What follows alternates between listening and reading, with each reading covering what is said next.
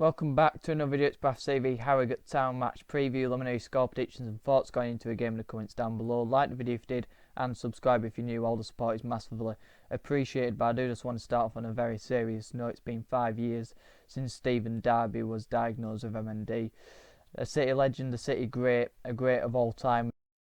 You know, raising awareness. The money is raised for the charity of Wimmer and Derby, and the work he's done to make people aware, and not many people knew of MND before, you know, Derby and Boo, and Doddy Rhea got diagnosed with it all at a similar time. I think Doddy Rhea were a bit earlier than the others, but you know, I think Don Revie died of it. But apart from that, it was a very rare thing, and it still is. But the awareness that has been made by them three especially has been outstanding, and the work that they've done along with Kevin Sinfield is just inspirational. It's an inspiration to all of us. The work that they do for the charities is just, it's remarkable, and he's still fighting and he's still making aware of MND and singing his chant, Stephen Darby baby. I think we just need to show that we're supporting him still. Maybe that's insensitive, maybe we shouldn't do that, but I just think that to show that we're still supporting him and we're still with him in this fight. I will get into a preview because that's what you've clicked on for, but I did just want to give a quick moment to Stephen Darby and what he's gone through. But past and presents, Folds, obviously the obvious one. I will touch on his recent interview as well, but which was very interesting with his comments about Mark Hughes saying, I thought we're fighting for my place, I didn't want to leave the club, which was a very interesting few comments. Rory McArdle, I'd also consider him a City legend, played at a very similar time. I think he's on the staff at Harrogate now, so I wish him well in what he's doing. But big goals, big moments, big player for us. And John Stead, obviously we're there for a couple of seasons as well. I think he retired at Harrogate as well, got some big goals in that cup run. I think he might be the only player to score the most amount of players to score in consecutive FA Cup games. I think it was Bradford, Halifax, Millwall, Chelsea, Sunderland. Correct me if I'm wrong. I think that would have won.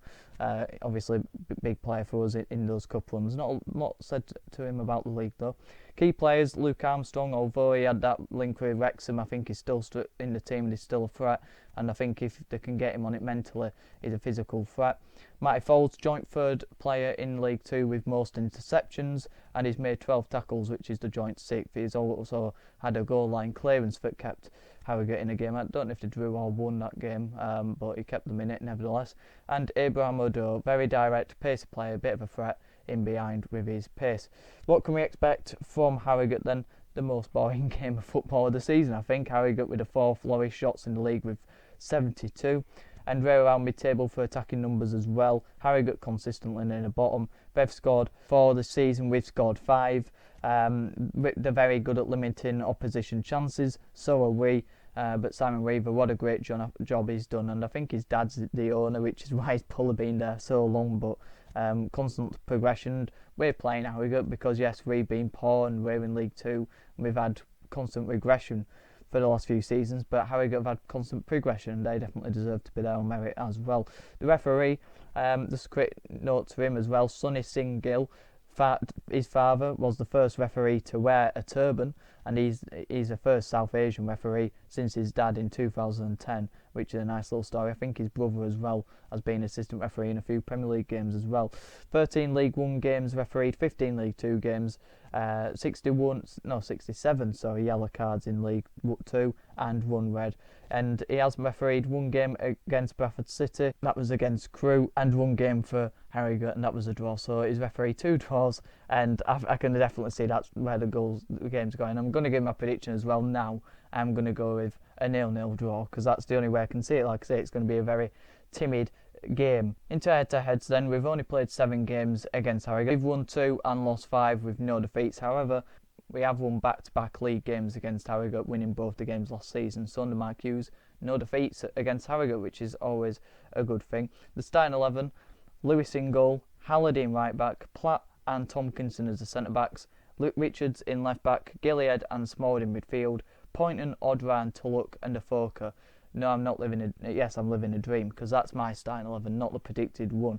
If I'm predicting it, it'll still be the back 3 with Kelly, Platt and Stubbs, and it'll remain the same as last week, apart from maybe if there's a couple of players coming back like Uodraz, maybe come back in the team. But in terms of my starting 11, if you've ever watched Who Wants to Be a Millionaire or Bullseye, let's have a look what you could have won. that's the team that you could win, and then you end up, with the ski boat when you live in Bradford. How are you going to use that? It's Chris Tarrant who wants a millionaire. You've won your 64 grand. You've got the cheque, but we don't want to give you that. We don't want to give you that team. We'll give you Mark Hughes' version instead. But how exciting that team. Lewis deserves his place in the team, of course, consistently getting back to how he was, and is after those first few games, those few wobbly games, is now an outstanding goalkeeper again. Halliday and Platt, two consistent players, but Halliday definitely in the back four suits him so much better, can overlap, and I think he's fantastic defensively as well, really good player. Matty Platt, solid, don't let a lot past him. I think he's been our best centre-back so far. Stubbs is injured. Kelly, does he suit a back two? I'm not too sure. And Tomkinson, for me, is the natural player to come in. Well, Stubbs, I think, will be back, and I think Mark Hughes will declare him fit. Compared to Tomkinson, who hasn't played a full 90 yet, I would like to see Tomkinson. I think he's got pace. I don't think Harrogate will trouble us too much.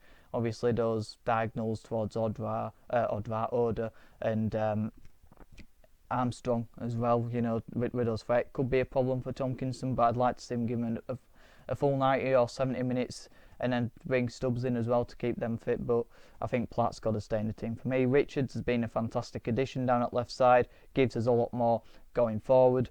In the midfield, Gilead's got to keep his place, especially on that right side, because he linked well with Halliday and Poynton, who keeps his place. Is just outstanding, an unbelievable player who's given us so much more than what we haven't had in years. Smallwood in midfield stays because I'd prefer him to McDonald personally. I do like what Smallwood gives to a team. I think he's in certain games he does show his leadership. He wants to take the ball on himself and create chances. But I think his best attributes are sitting and letting your Pattersons or your Gileads go forward. Whereas on Saturday, he had more pressure to do that because McDonald and Smallwood don't complement each other together.